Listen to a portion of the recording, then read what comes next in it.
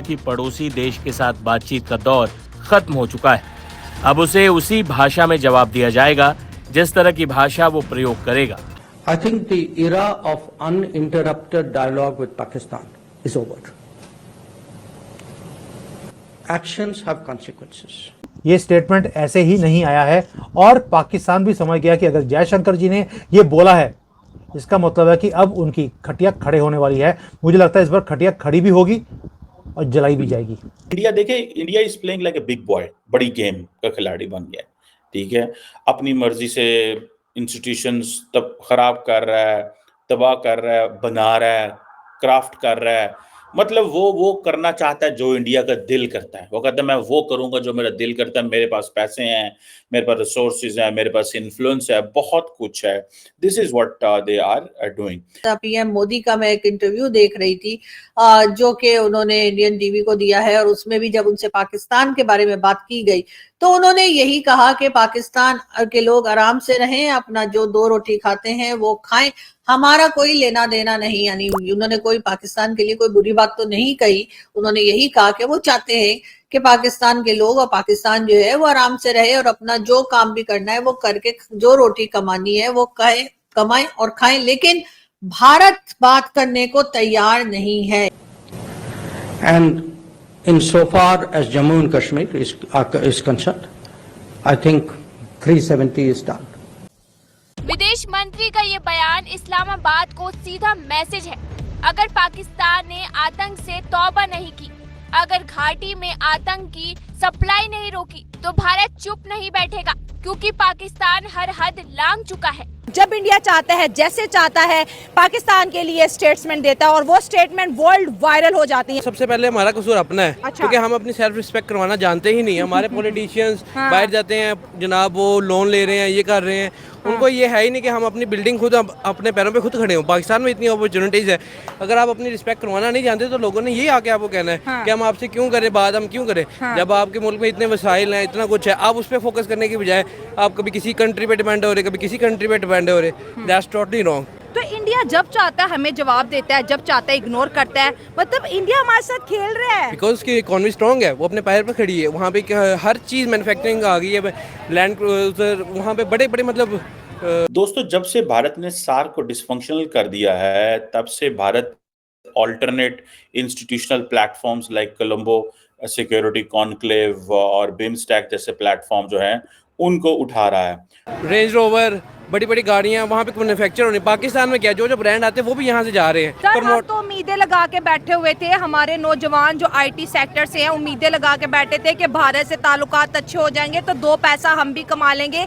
दुनिया की इतनी बड़ी मार्केट से हम आउट हुए हैं अपनी गलतियों की वजह से। पाकिस्तान बहुत रिक्वेस्ट कर रहा है, पाकिस्तान को बड़ा इंतजार है और उसका रीजन यही कहा जा रहा है कि पाकिस्तान को इस वक्त भारत की जरूरत है। तो इंडिया को कोई जवाब देने वाला हमारा कोई फॉरेन ऑफिस नहीं है। कभी वो हमें दहशतगर्द कह देते हैं कि हम तो आईटी एक्सपोर्ट करते हैं, ये तहरीके तालिबान एक्सपोर्ट करते हैं, हम जो है पीस प्रमोटिंग कंट्री है, ये क्रॉस बॉर्डर टेररिज्म करता है। वो तो बिल्कुल स्टेट लाइंस बोलता है हमारी। हमें हर कोई सुना सकता है। इस टाइम हम हर किसी पे डिपेंड है। हम कहते हैं जी इंडिया से हमारे ताल्लुकात खराब होंगे, ये ना पानी छोड़ दें, सैलाब आ जाए। नहीं फरमाया उन्होंने, ठीक कहा है कि वो अब किस लिए बात करें। देखिए 70-75 सालों से हमने उनके साथ कोई बात की ही नहीं है। हमेशा लड़ाई डाली है। मतलब है कि किसी टेबल पे हम किसी वादे पे पूरे नहीं उतरे। अच्छा। जब भी कोई मुआहदा किया हम मुकर गए हैं। लेकिन हमारा मीडिया तो कहते हैं भारत मुकरता है, पाकिस्तान तो कभी मुकरा नहीं है। ये सच कब बताते हैं? मुझे ये बताएं, हमारा मीडिया कब सच बताता है? ये तो अभी सोशल मीडिया की वजह से इतनी बातें हो रही हैं, आगे जा रही हैं। मीडिया पे तो इनका कंट्रोल है। पाकिस्तान चाहता है कि भारत के प्राइम मिनिस्टर मोदी जी जो हैं वो पाकिस्तान का विजिट करें, एससीओ की मीटिंग के बहाने ही सही, मगर वो पाकिस्तान आए। कोई भी गड़बड़ी करने की अब तुमने कोशिश करी, इलेक्शंस को रुकवाने की कोशिश करी, तो तुम्हें ऐसा जवाब देंगे, तुम्हारी पूछतें याद रखेंगी। तो धमकी भी है, समझा भी दिया। जयशंकर जी प्यार से समझाते हैं, बाकी तो जो काम करना है वो तो आपको मालूम ही है। अमित शाह पीछे बैठे हैं और अजीत डोभाल बैठे हैं, जो कि दूसरे तरह से समझाने के लिए हमने दूसरी टीम रखी हुई है। जयशंकर जी ने प्यार से समझाया है, लेकिन पाकिस्तान नाम का जो जानवर है इसे सीधी तरीके से समझ नहीं आता है। 370 जो हटाया गया है वो हमें पसंद नहीं आया है और जब तक 370 दोबारा नहीं आएगा तब तक हम जी बात नहीं करेंगे। लेकिन हुआ क्या हुआ तो कुछ भी नहीं। 370 ना तो वापस आया ना कुछ हुआ, लेकिन हमें ही यू टर्न लेना पड़ा। और इमरान खान के बकौल, यानी कि हमारे जो पहले प्राइम मिनिस्टर इमरान खान साहब है, उनके बकौल के यू टर्न लेना बहुत अच्छी बात है, सेहत के लिए अच्छा होता है। तो इसलिए हमने एक बार फिर यू टर्न ले लिया और हमने कहा कि ठीक है 370 नहीं लगाते ना लगाएं, लेकिन दोस्ती कर लेते हैं, लेकिन ट्रेड दोबारा कर लेते हैं। लेकिन ये बात कई बार इसहाक डार साहब की तरफ से कही गई, लेकिन भारत ने उसके ऊपर कोई खास हमें जवाब नहीं दिया। अब एचसीओ की मीटिंग है और एचसीओ की मीटिंग को देखते हुए पाकिस्तान को उम्मीद हो चली है कि शायद इंडियन प्राइम मिनिस्टर जो हैं वो पाकिस्तान आ जाएं। और अगर इंडियन प्राइम मिनिस्टर पाकिस्तान आ गए तो हम मोदी जी को मना ही लेंगे, इसलिए कि जब मोदी जी हमारे सामने होंगे, यानी पाकिस्तानियों के सामने होंगे, तो उसके बाद तो जी उनको हम जो मिन्नत तरले करने होंगे वो हम कर लेंगे। और उसके बाद मोदी जी को हाँ किए बगैर पाकिस्तान से के बारे में बात करते हुए जो फॉरेन मिनिस्टर हैं भारत के, डॉक्टर जयशंकर, उनका कहना ये है, era of uninterrupted dialogue with Pakistan is over. जी हाँ, यानी कि जो पाकिस्तान के साथ पहले बातचीत हुआ करती थी या होती रही है, वो एरा जी खत्म हो गया है, ओवर हो गया है, और अब पाकिस्तान से बात नहीं होगी।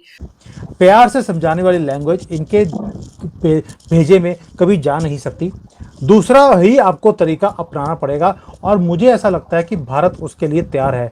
वरना जयशंकर जी कभी भी इतने ओपनली धमकी वाली स्टेटमेंट कभी भी देते नहीं हैं। वो प्यार से कोई ना कोई छुरली छोड़ देते हैं। इस बार पूरे के पूरा बॉम्ब फेंक दिया है पाकिस्तान के ऊपर बातों बातों में।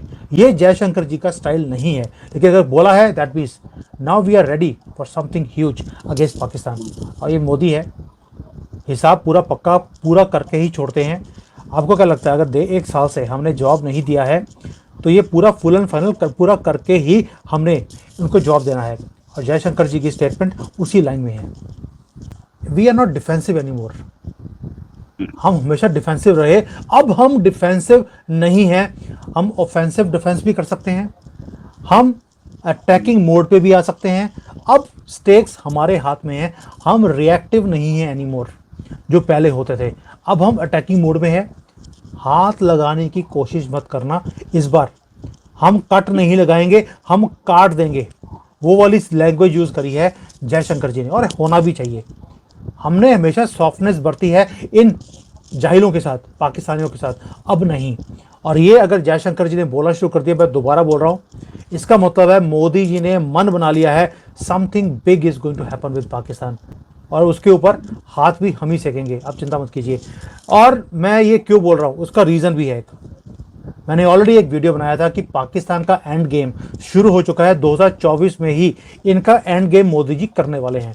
आप भी देखेंगे, मैं भी यहाँ बैठा हूँ, कि इनका क्या हाल होने वाला है। Not on economic front only, वो तो हमने कर लिया। भीख का कटोरा देना था इनके हाथ में, वो दे दिया। अब तो भीख भी मिलनी बंद हो गई है। अब रह गया है इनका कट लगाने का काम।